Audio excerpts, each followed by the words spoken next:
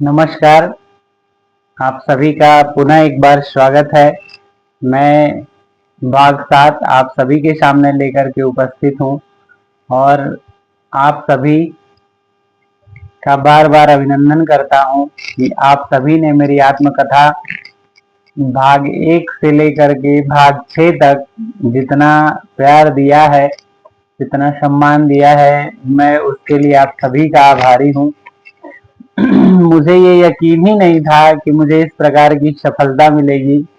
एक एक में काफी अच्छे व्यू गए हैं और काफी लोगों ने पसंद भी किया है, उसका रिव्यू भी आया है। और सबसे बड़ी जो सफलता है, जिस विषय के लिए मैंने यह प्रारंभ किया और मैंने ये क्यों किया मुझे खुद नहीं पता। ठाकुर जी की प्रेरणा है या बाबा विश्वनाथ जी की प्रेरणा है, मुझे नहीं पता, बस मन में आया और उसे मैं करता हूँ। बहुत कुछ लोग अब बोलने लगे हैं, फिर भी उन सब पर बिना विचार किए हुए मेरा यह जो बनाने का उद्देश्य था वह कल जाकर के पूर्ण हुआ। भाग 5 जो जिस शख्सियत के बारे में मैंने आपको बताया था, और वो शख्सियत मेरे पूज्य बड़े पिताश्री डॉक्टर कमला शंकर त्रिपाठी जी, उनका फोन आया और बड़े ही आर्द्र और भावुक स्वर में उन्होंने कहा मुझसे कि मेरा सहयोग तिनके की भांति रहा है और तुमने मेरे बड़ाई में हिमालय मुझे बना दिया। तो मैं उनका हृदय से आभारी हूँ कि वो अपने आप को आज भी तिनका ही मानते हैं और इतने ही सरल हृदय वो रहे हैं शुरू से ही कि किसी का बड़ा से बड़ा ही भी काम बहुत सरल तरीके से और बिना कठिनाई के अल्प प्रयास में ही संपन्न करा देते। तो उनके लिए तो वो तिनका की तरह ही है, लेकिन हमारे लिए जो उनका सहयोग रहा है वह हिमालय की तरह था। क्योंकि जब भगवान राम जी उस सागर पर राम सेतु बना रहे थे तो उसमें सभी बानरी सेनाओं का सहयोग था। तो एक गिलहरी भी अपने दांतों में तिनका दबाए लेकर के जा रही थी, तो उसके इस अनन्य भक्ति, अनन्य सहयोग को देख करके भगवान भावुक हो गए कि अगर इस प्रकार का अगर छोटा छोटा सहयोग भी मिलता रहेगा तो आपके कार्यों की सिद्धि अवश्य ही हो जाएगी। तो उस प्रकार का अविरल स्नेह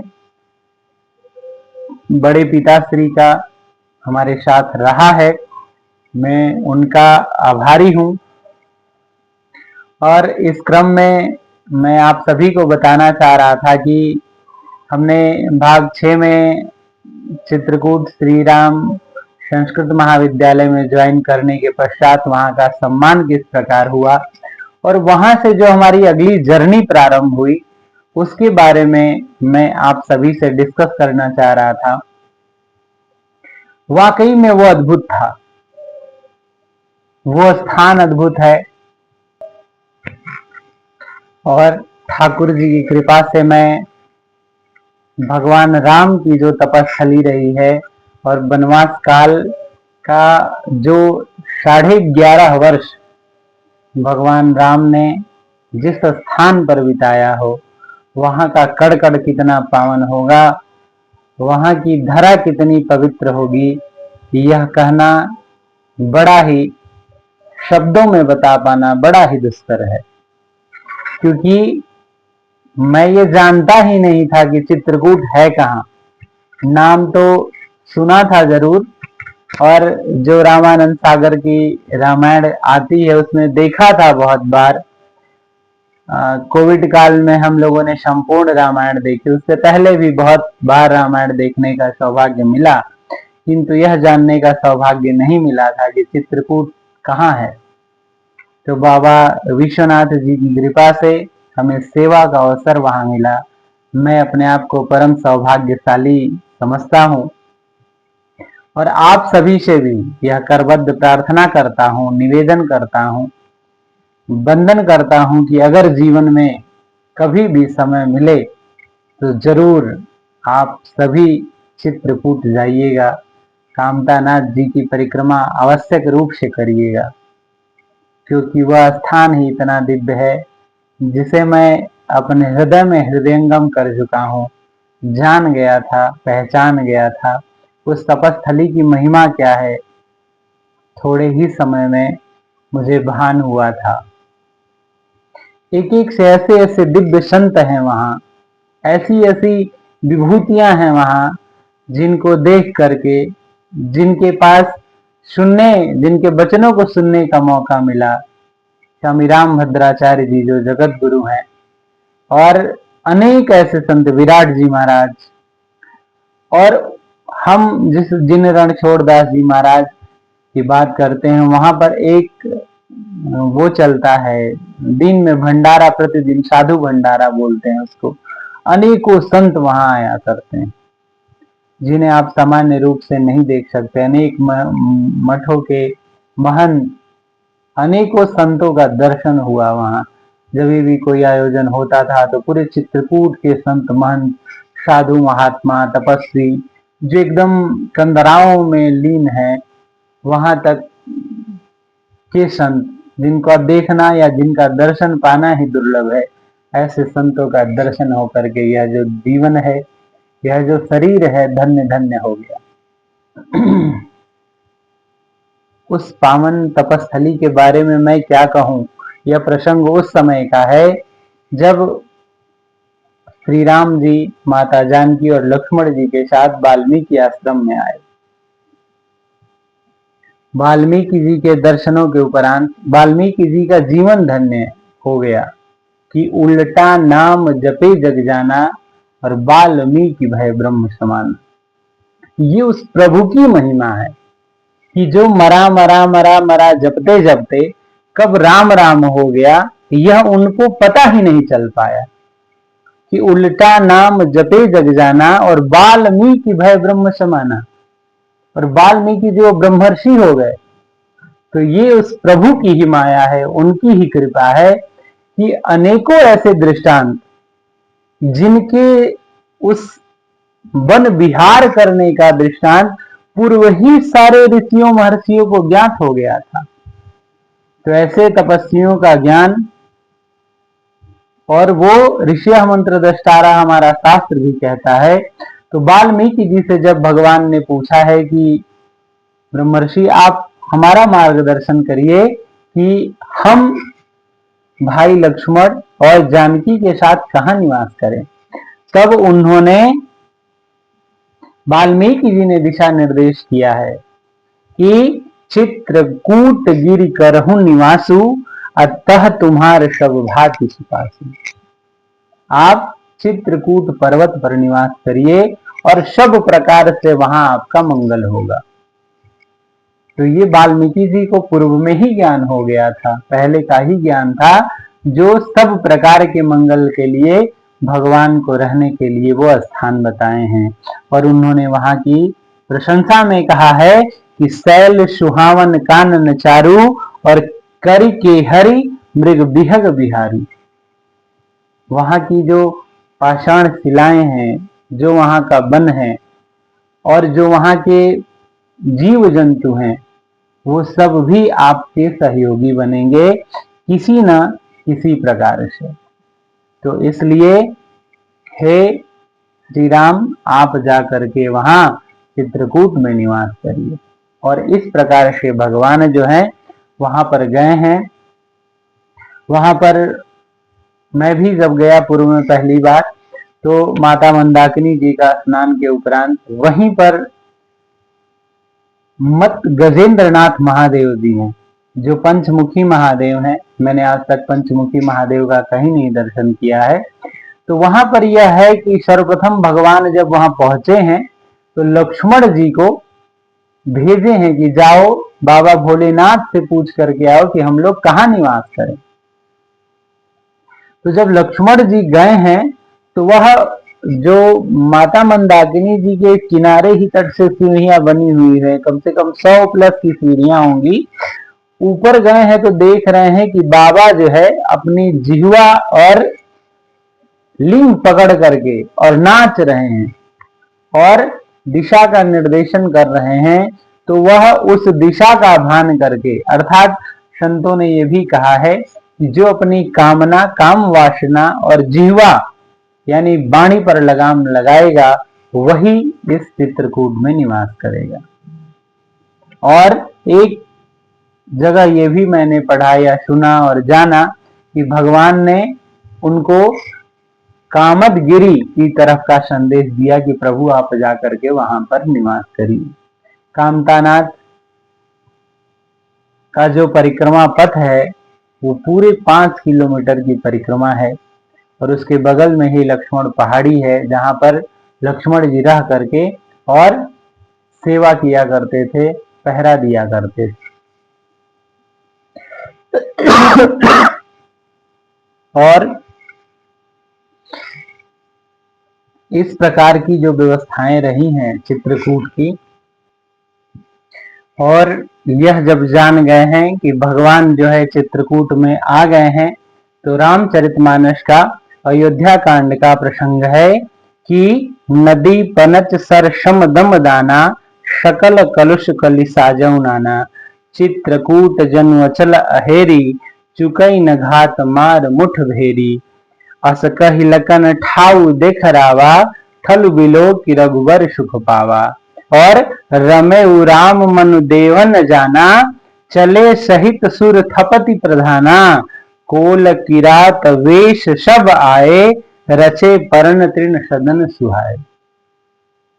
ऐसा जान करके कि भगवान अब चित्रकूट में निवास करेंगे, तो सभी देवता कोल किरातों का वेश धारण करके, जीव जंतुओं का वेश धारण करके चित्रकूट में निवास करने के लिए चले आए। ऐसी वह तपस्थली रही है। ऐसी तपस्थली पे जाने का सुअवसर मिला, सौभाग्य मिला। मैं अपने को ऋणी मानता हूं कि भगवान की कृपा रही है। और उस तपस्थली के बारे में मैं क्या वर्णन करूं। मैंने आप सभी को बताया है कि जहां मैं भूलवश एक बार परिक्रमा कर आया था और मैंने परिक्रमा करते करते यह मांग लिया कि प्रभु अगर आपने सेवा का अवसर दिया तो मैं अवश्य ही आकर के दूसरी परिक्रमा करूंगा। और तत्काल वह क्षण जो भी रहा हो भगवान ने सुन लिया और मुझे सेवा करने का सौभाग्य प्रदान किया। मैं आज भी कामतानाथ जी के चरणों में बारंबार प्रणाम करता हूँ। उनका आशीर्वाद, उनकी कृपा बनी रहे। हमारी मति बुद्धि जो भी है वो सब उनके ही अनुरूप रहे, किसी का मेरे द्वारा अहित न हो, ऐसा ही मैं विचार करता हूँ। और आप सभी के लिए भी ये बार बार प्रणाम करता हूँ, निवेदन करता हूँ कि अगर जीवन में कभी माया रूपी व्यवस्थाओं से निकलने का मौका मिले तो एक बार चित्रकूट आप अवश्य जाएं और वहां क्या क्या चीजें हैं जरूर जानने का प्रयास करें।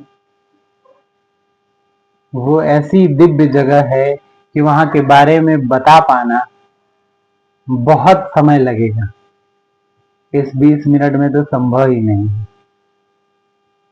तो इसलिए मैं आगे की बात बता रहा हूं कि हमारी वहां की जर्नी प्रारंभ हुई और बड़ा ही आनंददायक था।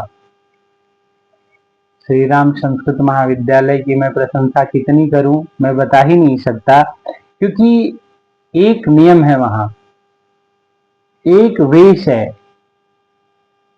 एक पंथ है वहां।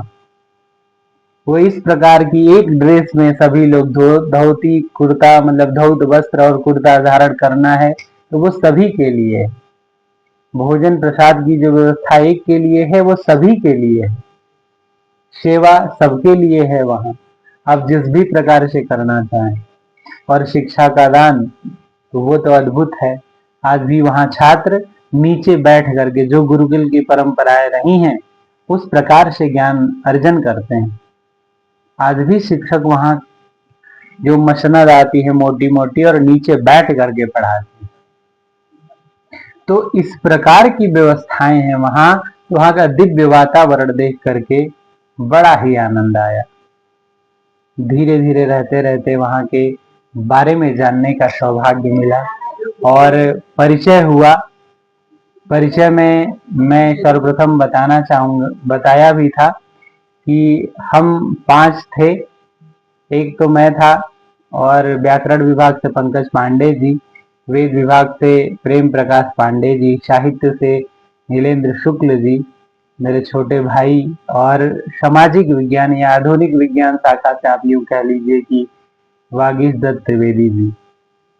हम पांचों युवा थे, बाकी अन्य भी फैकल्टीज थी, लेकिन हम सबके विचार एक थे। उसमें सबसे श्रेष्ठ मैं था, तो इसलिए सभी लोग भैया भैया कहते थे, और मैं पूरा यह प्रयास करता था कि छोटे भाइयों को भी स्नेह बड़े भाई का मिले। तो जिस भी प्रकार से सुलभ हो पाता था, मैं वो पूरी कोशिश किया करता था। और हम सभी धीरे धीरे रहते रहते एक दूसरे को जाने पहचाने, और प्रतिदिन हम सभी ने यथासंभव प्रयास किया कि या तो सुबह हो जाए और या तो शाम में हो जाए, कामतानाथ जी की परिक्रमा जरूर करनी है। तो हम सभी, सुबह में वक्त थोड़ा कम मिल पाता था, लेकिन सायंकाल में अपनी सेवाओं से निवृत्त होने के पश्चात आवश्यक रूप से हम लोग वहां पर परिक्रमा करने जाया करते थे। तो वहां परिक्रमा मार्ग में अनेकों संत जन मिला करते थे, जिनके दिव्य दिव्य दर्शन करके यह जीवन धन्य सा मानता हूं मैं, क्योंकि वह प्रभु का ही अनुग्रह रहा। आज मैं समझता हूं कि इस जगह पर आकर के क्या स्थितियां हैं, जो भी है अच्छा है। मैं ये भी मानता हूं कि उन्हीं की कृपा है। जब तक जहां का अन्न पानी और दाना लिखा रहेगा, तब तक आपको भोगना ही पड़ेगा, उसे पाना ही पड़ेगा। इन्हीं समयांतराल में हम लोगों ने यह संकल्प लिया कि जब भी छुट्टी का अवसर होगा तो किसी न किसी जगहों पे जाया करेंगे। तो हम लोगों ने प्रारंभ किया था और उसे निभाया भी। कठिनाइयां बहुत होती थी, लेकिन पूरा प्रयास करते थे कि छुट्टी के दिन का सदुपयोग किसी न किसी जगह पर जा करके, जैसे वहां पर 4 धाम है। 4 धाम में एक तो सती माता सती अनसुईया का आश्रम है, वहां पर गुप्त गोदावरी का दर्शन होता है, और एक बाण गंगा करके जगह है वहां पर, और भगवान राम जहां माता सीता जी का श्रृंगार कर रहे थे, वो शिला, वहां पर ये करके 4 जगहों का दर्शन कराते थे लोग। और जानकी कुंड, जहां माता सीता जी स्नान किया करती थी, उनके चरण के आज भी निशान है वहां। और जो भी स्त्रीय वर्ग है, वो अपने सौभाग्य के लिए, अपने सुख समृद्धि के लिए वहां जा करके सौभाग्य श्रृंगार सामग्रियों का अर्पण करता है। तो इस तरह से शुरू हुआ। फिर हम लोग धीरे धीरे आश्रमों में जाने लगे। एक एक से आश्रम में हम लोग गए, एक एक से दिव्य संतों से मुलाकात हुआ, जिनकी जटाएं इतनी बड़ी बड़ी, उनको बाहरी दुनिया से कोई मतलब ही नहीं है। उनको देखने के बाद लगता था कि क्या ये भी जीवन है। तो ये समझ में आता था कि हम जिस भौतिक जीवन को जी रहे हैं, जिन सुख सुविधाओं का उपभोग कर रहे हैं, वो सब व्यर्थ है, बेकार है, मन की दुर्भावनाएं हैं। इंसान हर परिस्थितियों में रह सकता है, अगर खुद को लिए संकल्प कर ले, खुद को दृढ़ निश्चयी मान ले। काठी घाट गए थे हम लोग, वो ऐसी, मतलब जंगल ही जंगल है वहां, संपूर्ण जंगल है। हम लोग के साथ अग्रज रहे विराट जी महाराज, जो बड़े अच्छे कथावाचक हैं, राम रसिक प्रिय हैं, रसिक शिरोमणि हैं, और इतने मधुर भाषी हैं, इतने सहयोगी हैं, इतने सरल हृदय हैं, और इतने स्नेही हैं कि मैं क्या बताऊं। और अखंड सेवा, चरणों में कोई पादुका नहीं, 24 आवर ऐसे ही रहते हैं, ऐसे ही विचरण। मैं तो देख के हैरान था कि हम लोग थोड़े दूर भी अगर चलना हो तो आज मुश्किल हो जाता है, लेकिन जाड़ा गर्मी बरसात 12 महीने जिन्होंने चरण में कुछ डाले ही नहीं। हमने जानना चाहा तो उन्होंने ये बताया कि भगवान यहाँ नंगे पैर चले हैं। तो हर वो जो वहां का कड़कड़ है वो पावन है, भगवान का दिव्य स्थल है। तो वहां पर हम ऐसी चीजों को क्यों धारण करें। ऐसी भी एकदम दिव्य दिव्य विचारों वाले संतों से मिलने का सौभाग्य मिला।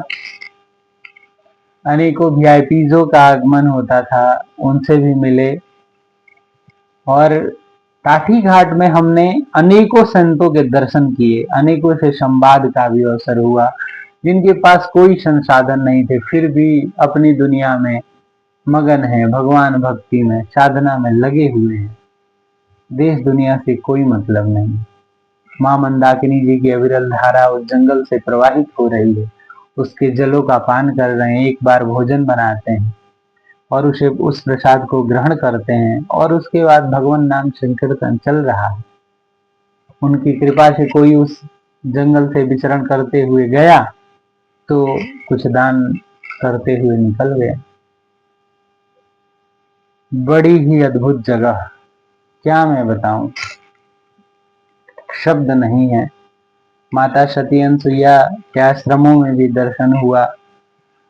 अनेकों दृष्टांत वहां स्मरण हो आते हैं और अनेक चीज जानने का अवसर मिला वहां पर, अनेक नई नई चीजों को सीखने का अवसर मिला। और रामचंद्र जी ने किस प्रकार जीवन जिया है उसको जानने का अवसर मिला। सबसे दिव्य ये था कि जहां पर हम लोग के रहने का आवास मिला था, 24 आवर 108 साल प्लस से वहां अखंड रामचरितमानस चल ही रहा है। मतलब ऐसे स्थानों को देखने के बाद तो ये लगता है कि सच में कुछ कहा ही नहीं जा सकता, शब्द है नहीं उसके लिए। और कैमरे के सामने आने से पहले इतना सारा लगता है कि मैं क्या कुछ बोल दूं, लेकिन इस कैमरे के आगे आने के बाद वहां के लिए शब्द नहीं निकल रहे हैं कि उन्हें शब्दों में बयां कर देना बहुत आसान होगा, लेकिन जो हो रहा है बहुत ही कठिन है और वो उनकी कृपा से हो रहा है। इस तरीके से अनेकों आश्रमों में गए हम लोग और प्रयास हर समय ये जारी ही रहता था। सरभंग मुनि के आश्रम में जाने का सौभाग्य मिला। और सरभंग मुनि का आश्रम, वो मुनि वही हैं जिनका इंद्रदेव साक्षात्कार, इंद्रदेव खुद आए थे उनको लेने के लिए और बोले कि आपको सदैव चलना है यहां से। वो सरभंग मुनि जिनकी इतनी अखंड तपस्या, अखंड साधना रही, हम उनके बारे में बोल रहे हैं। कुछ भूल ना हो जाए, कुछ गलती ना हो जाए, इसके लिए क्षमा प्रार्थी हैं। हमने वहां जाकर के जो जाना कि इंद्र भगवान की रथ जो वो स्वयं लेकर गए थे उसको भी भगवान ने, वो मुनि ने ठुकरा दिया कि मैं अभी नहीं जा सकता। सीधे स्वर्ग लेके जा रहे थे, वो भी सदैव। इस मृत्यु लोक में जो आता है उसे मरने के पश्चात ही यहां से जाने का व्यवस्थाएं हैं, लेकिन सदैव जाना कितना बड़ा पुण्य कर्म होगा। एक बार आप विचार करके देखिए कि क्या हम सभी उन मार्गों की तरफ हैं, या जीवन की जो कोर कल्पनाएं हैं उसी में जीते चले जा रहे हैं, अपने आप को बेहतर और निर्मल मान करके। क्या सही है क्या गलत है इसका भान ही नहीं रह गया है और हम अपने धुन में जीते चले जा रहे हैं।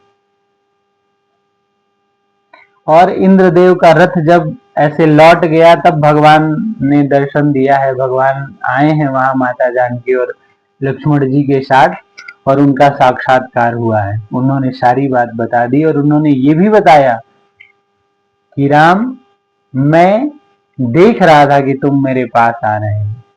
इतनी जिसकी दिव्य दृष्टि हो, इतना जिसको ज्ञान हो, सच में वो धरा को बारंबार नमन है, प्रणाम है, वंदन है।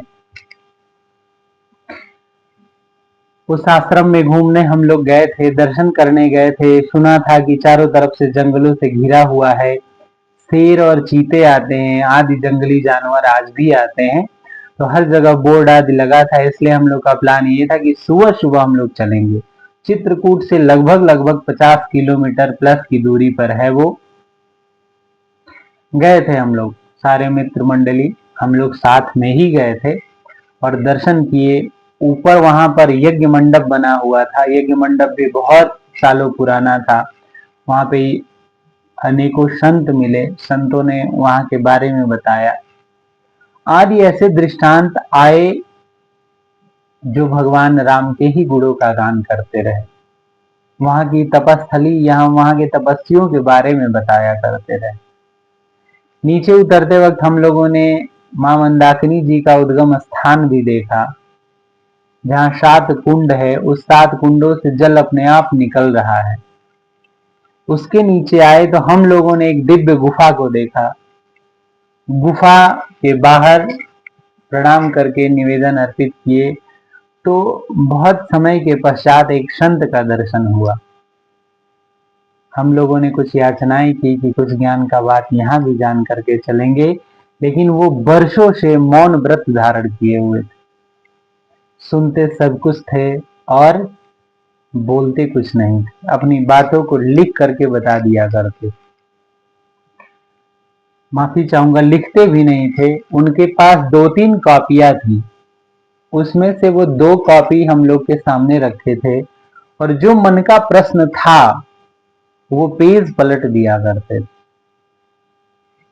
मैं बहुत आश्चर्यचकित हो गया था कि अब मैं क्या बताऊं, ये सच्ची घटना है। कामतानाथ जी की कृपा से मैं ऐसे दिव्य संत का भी साक्षात्कार किया।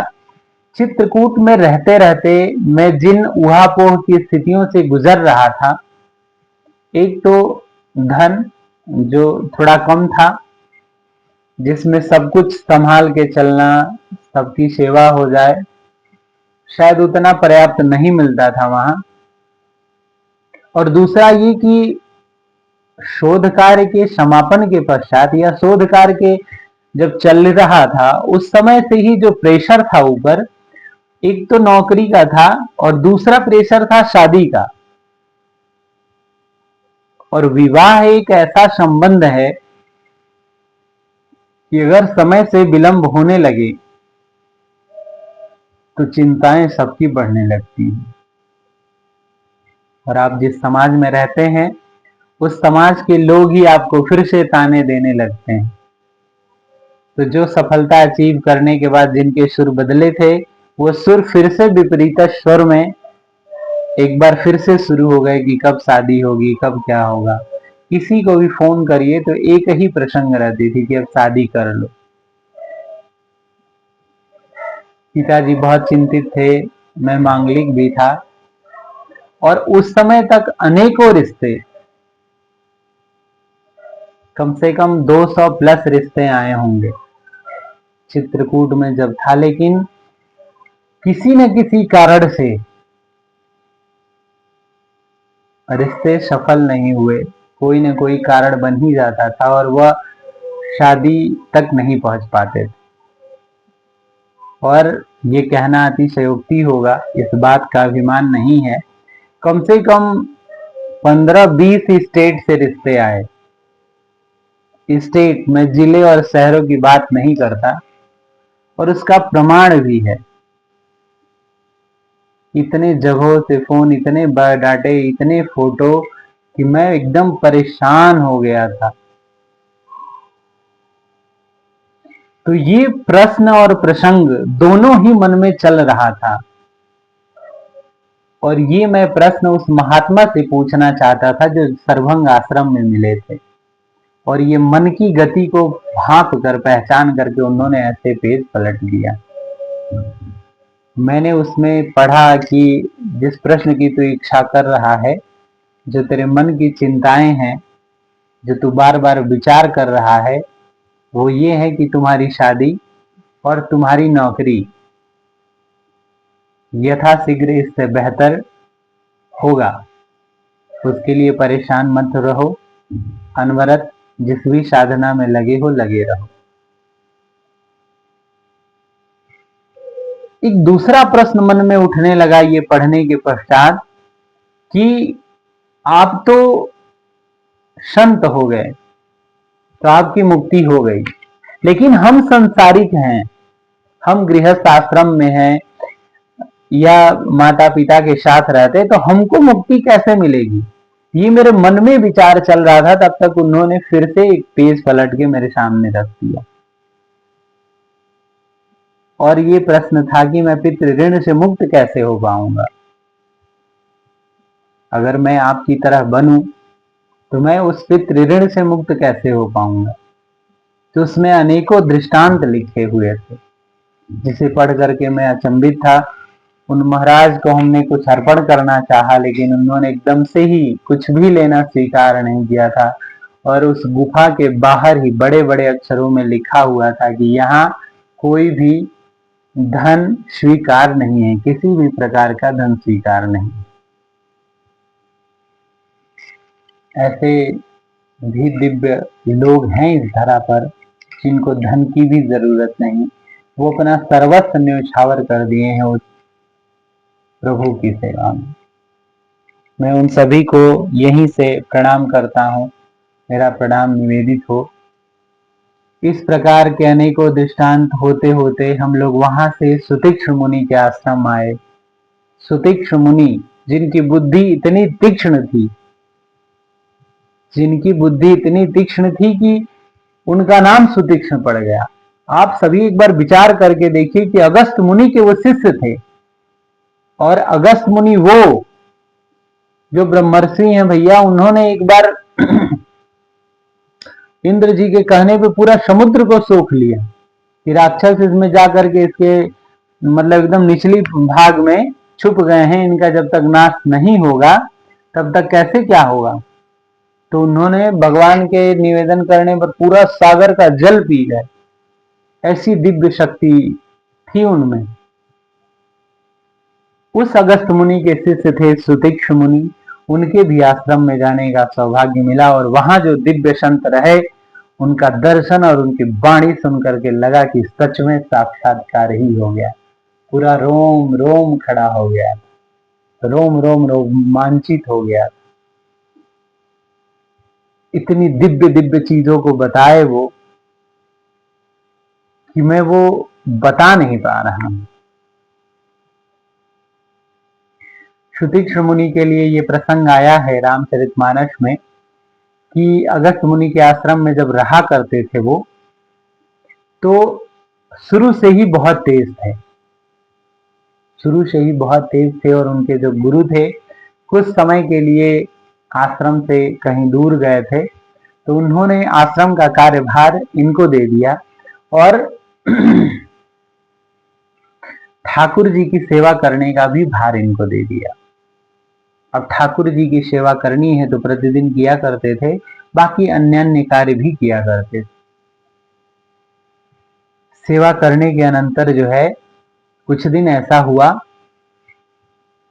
कि ठाकुर जी को चूहा आया और उठाकर लेके चला गया, या कुछ ऐसा प्रसंग है जहां तक सुनने में आया, कहां तक सत्य है इसके बारे में नहीं पता है, कि जामुन जामुन का मतलब बरसात का टाइम था, जामुन में फल आ गए थे, तो उसे कैसे मारा जाए, तो उस समय पत्थर कोई नहीं मिला, तो सुतीक्ष्ण मुनि जो हैं उन्होंने शालिग्राम को ही से ही मार करके और जामुन का फल तोड़ रहे थे। और जामुन भी काला होता है, ठाकुर जी भी काले हैं, सांवले सलोने हैं। तो हुआ यूं कि फल तो गिर गए और उस फल को देखने के चक्कर में ठाकुर जी कहाँ चले गए ये वो देखना भूल गए। अब क्या हो, तो भैया ऐसा हुआ कि अब तो गुरु जी के आने का समय है, अगर ठाकुर जी नहीं मिलेंगे तो मुझे दंड मिलेगा। तो सुतीक्ष्ण मुनि ने ये किया कि काला जामुन को ही उठा करके और वहां ठाकुर जी के स्थान पे रख दिया और फिर से अपना सेवा भक्ति जो भी भोग भाव था वो करने में लग गए। गुरु जी के आने के पश्चात गुरु जी सुबह का जब संध्या स्नान वंदन आदि करने के बाद ठाकुर जी की सेवा करने के लिए जब स्नान कराने के लिए गए, तो जब उन्होंने स्नान कराया और ऐसे हाथ से रगड़ के नहला रहे थे, तो जो जामुन था वो क्या हो गया, छिलका है भैया, पका हुआ है तो छोड़ देगा, तो वो छोड़ दिया। तो उन्होंने बुलाया कि सुतीक्ष इधर आओ। जी गुरु जी। तो ये क्या है? तो कहे गुरु जी मुझे तो कुछ नहीं पता। पुनि पुनि चंदन पुनि पुनि पानी, और ठाकुर जी सड़ गए, हम क्या जाने। ऐसे करबद्ध भाव से विनय करते हुए कि ठाकुर जी को बार बार चंदन बार बार स्नान कराने से, पानी लग जाने से यह उनका चमड़ा उतर गया, इसके बारे में मुझे ज्ञान नहीं है। लेकिन वो तो ऋषिया मंत्र दृष्टारह थे, तो उन्होंने यह देख करके सब जान लिया और वहीं से उनको कह दिए कि जाओ, जिस प्रकार से आज तुमने ठाकुर जी को कहीं अन्यत्र फेंक दिया है, तो अब आश्रम में तुम तभी आना जब ठाकुर जी तुम्हारे साथ में होंगे। और यह कह करके अगस्त मुनि ने अपने आश्रम से निकाल दिया। तो भगवान श्री राम जब चित्रकूट से माता अनसुईया के आश्रम से होकर के और आए हैं, तो माता अनसुईया ने उनका मार्गदर्शन, अत्रि मुनि ने मार्गदर्शन किया है कि आप इस रास्ते से होकर के जाइए जहां शरभंग मुनि हैं, सुतीक्ष्ण मुनि हैं, अनेकों संत महंत हैं जो आपके दर्शन की प्रतीक्षा में हैं। तो शरभंग मुनि ने कहा, हे राम, इस रास्ते से होकर के जाओगे तो तुम्हें एक मुनि मिलेंगे जिनका नाम सुतीक्ष्ण है, बरसों से तुम्हारी प्रतीक्षा में ध्यान मग्न है, ध्यानस्थ है एकदम।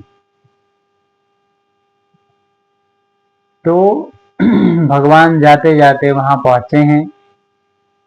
वहां उस वृक्ष को हमने देखा जो उस समय वहां बैठ करके मुनि ध्यान लगाया करते थे। वहां के दिव्य संतों ने बताया वो अखंड वृक्ष है, एकदम खड़ा हुआ, ऐसा लगता है कि कई 100 साल पहले से वैसे ही खड़ा है एकदम। उस वृक्ष के नीचे बैठे हैं और भगवान, माता जानकी और भाई लक्ष्मण के साथ पहुंचे हैं वहां। और पहुंचने के बाद भगवान की जो बाह्यकरण की छवि है वो सुतीक्ष्ण मुनि के अंतःकरण में एकदम स्पष्ट रूप से दिखाई दे रही है। और उस छवि को वह देख करके बड़े प्रसन्न हो रहे हैं। भगवान समझ रहे हैं कि अगर अंतःकरण की छवि को गायब नहीं किए तो ये जो है अपना ध्यान खोलेंगे नहीं। तो भगवान की सब लीला है, उन्होंने अंतःकरण की छवि को जैसे गायब किया है, तो वो तिलमिला करके जगे और सामने देख रहे हैं तो वही जो छवि थी साक्षात नारायण खड़े हैं, दंडवत प्रणाम किए हैं, बार बार यथा उपलब्ध सामग्रियों के द्वारा उनको अर्पण किए हैं, उनका सेवा किए हैं, पूजन किए हैं और सारा वृतांत बताए हैं। और वृतांत बताने के पश्चात उनसे बार बार निवेदन किए हैं और अपने गुरु जी के पास चलने के लिए कहें। तो वही भगवान राम इन दोनों महामुनियों से मिलने के पश्चात अगस्त मुनि के आश्रम में जाते हैं लोग। और जब अत्रि मुनि जाते हैं ये बताने कि मैं आज ठाकुर जी को साक्षात रूप में लेकर के आया हूं, तब उनकी गलतियों को माफ किया जाता है। तो ऐसी दिव्य दिव्य दृष्टांत जो कभी जान ही नहीं पाता मैं, वहां के संत महंतों के द्वारा ये सुनने का सौभाग्य मिला। ऐसी धरा को सत सत नमन है, बार बार प्रणाम है। वहां की महिमा मैं कितनी बखान करूं, वहां के दृष्टांत कितना मैं बताऊं, मैं बता ही नहीं सकता। ऐसे ही वो भरत कुंड है जहां भाई भरत आए हुए थे राम जी का राज्याभिषेक करने, और तमाम सारे चीजों के होने के पश्चात जब यह पता चला कि नहीं, अब ये जो सामग्री लाए हैं उसको क्या करें, तब भारद्वाज मुनि, यात्री मुनि के कहने पर एक कुआं था, उसमें वो सारी सामग्री डाल दी गई। आज भी उस कुएं का जल पीने से अरिष्ट रोगों का शमन हो जाता है, सारी विघ्न बाधाएं दूर हो जाती हैं। वहां मंगल और शुक्रवार को स्नान करने से असाध्य से असाध्य रोग दूर हो जाते हैं। वहां भरत जी का मंदिर बना हुआ है। तो ऐसी दिव्य जगह, दिव्य उस कुएं में भी नहाने का सौभाग्य मिला।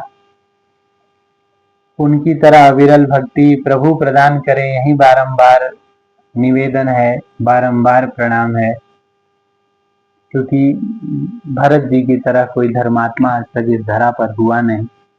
हम सभी तो बड़े ही तुच्छ हैं, वैसे हो भी नहीं सकते, फिर भी भगवान से बारंबार निवेदन है कि अगर सद्बुद्धि देना हो तो भाई भरत जी की तरह ही दीजिए, ज्ञानी बनाना हो तो हनुमान जी की तरह बनाइए, जो ज्ञानी नाम अग्रगण्यम है। तो वो शिलाओं को भी हमने देखा जहाँ भगवान सैया शयन किया करते थे, उन शिलाओं को देखा जहाँ भगवान रहा करते थे, निवास किया करते थे। ऐसे अनेकों स्थान, मड़फा दुर्ग है वहाँ पे पंचमुखी महादेव हैं, बड़ा ही ऊपर टीलाओं में। वहां अंदर जाने पर एक एक बात है कि चित्रकूट के चारों कोने पर दिव्य दिव्य संत और महंत ऋषि का निवास स्थान है, चारों कोने पे। और चारों कोने पर जा जाके हम लोगों ने दर्शन किया उन ऋषियों महर्षियों के जो स्थान है। आज वहाँ कोई और अधिकारी है, उसका उत्तराधिकारी, उन सबके दर्शन करने का सौभाग्य मिला। तो ये जीवन धन्य हो गया। और मैं सबसे बड़ा धनी स्वयं को मानता हूँ कि अपने छोटे भाइयों के साथ, जो बड़े ही विनोद प्रिय थे, वागीश जी, नीलेंद्र, पंकज और प्रेम, आप सभी के साथ वह पल कैसे बीत गया। आज वह जब भी स्मृति आती है तो ये हृदय बार बार भागने लगता है चित्रकूट की तरफ। मैं खुद को कैसे रोकता हूँ ये मैं जानता हूँ। मेरे भाई आज भी वहां हैं और मुझे बुलाते हैं कि आप आइए घूमने। वहां मेरे छात्र हैं, मेरे शिष्य हैं, वो भी मुझे बुलाते हैं कि गुरुजी जब से गए आप आ नहीं पाए, आप प्लीज आइए वहां, बार बार निवेदन करते हैं। तो मैं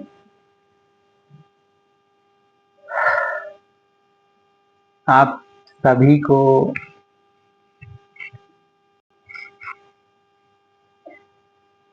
माफी चाहता हूं, आप सभी से मेरा हृदय भरा आया। वह दृष्टांत याद आ रहा है कि जब चित्रकूट में भगवान प्रस्थान किए और जा करके वहां पे नासिक में वो है अगस्त मुनि जब बताए हैं कि जा करके वहां पे दंडकारण्य में निवास करिए, तो वहां का जो प्रसंग है कि सब कुछ बन गया था, पर्णकुटी बन गई थी, उसमें निवास करने के पश्चात एक दिन का ये प्रसंग है, आप सभी जानते होंगे कि जब जब राम अवध सुधि करही, तब तब बारी बिलोचन भरही। कि भगवान राम को जब जब भी अयोध्या की याद आती है तब तब उनके आंख सजल हो जाते हैं।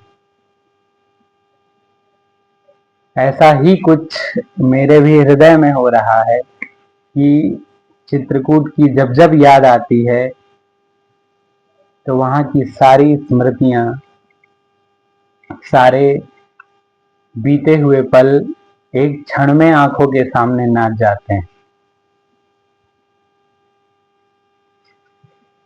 सबसे बड़ा ही लगाव था, बड़ा ही स्नेह था, सब लोग बहुत मानते थे। और वहां के छात्रों को भी, मतलब छात्रों का भी स्नेह इस प्रकार था कि उसे बताया नहीं जा सकता है। मैं सबको एक समान ही प्रेम करता था और सारे ही कुछ पुत्रवत थे, कुछ मित्रवत थे, कुछ भ्रातृवत थे। सबको एक समान मार्गदर्शन किया करता था। बहुत सारे स्नेही हैं जो आज भी याद करते हैं, फोन करते हैं। मैं उन सभी का बहुत आभारी हूँ और विशेषकर मैं अपने मित्रों का, अपने भाइयों का जो वहां पर हैं, और उनका एक बार भी अगर फोन आ जाता है तो ये लगता है कि जैसे मैं चित्रकूट ही भ्रमण कर रहा हूँ।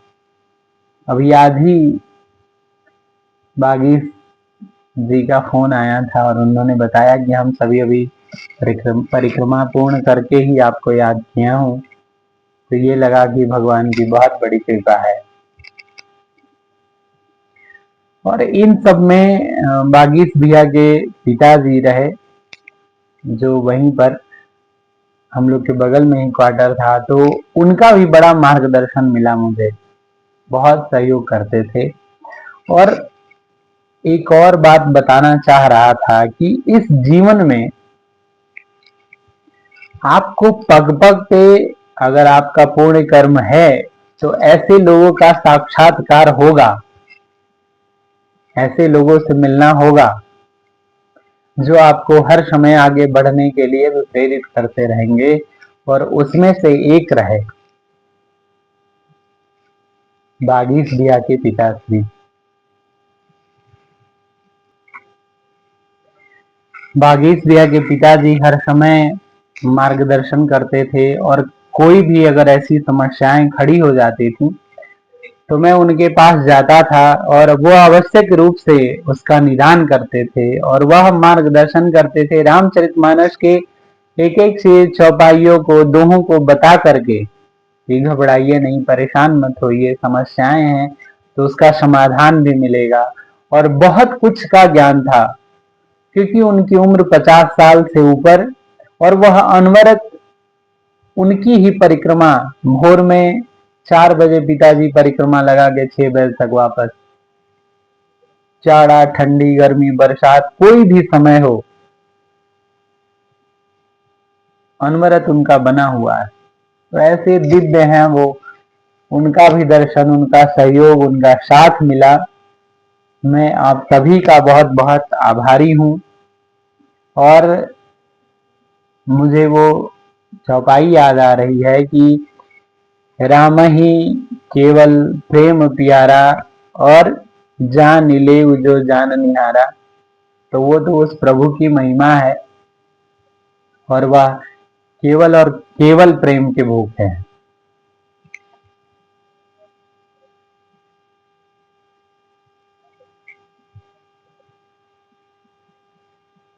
मेरे मेरा हृदय अब गवाही नहीं कर पा रहा है कि मैं आगे कुछ बोल पाऊं। ये वाणी भी मेरा साथ नहीं दे रही है। तो आज के लिए आप सभी से विदा मांगता हूं। फिर इसके नेक्स्ट वीडियो में मैं आप सभी से मिलूंगा।